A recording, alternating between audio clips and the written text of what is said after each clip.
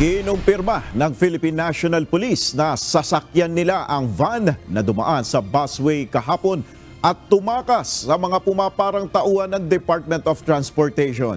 Ayon kay PNP Public Information Office Chief Police Colonel Jean Fajardo, agad silang nagsagawa ng investigasyon matapos na mabalita na dumaan sa busway ang marked vehicle ng PNP.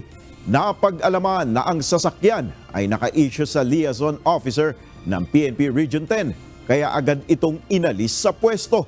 Sinabi ni Colonel Fajardo na maaaring maharap sa administrative case ang pulis dahil sa iligal na pagdaan sa busway.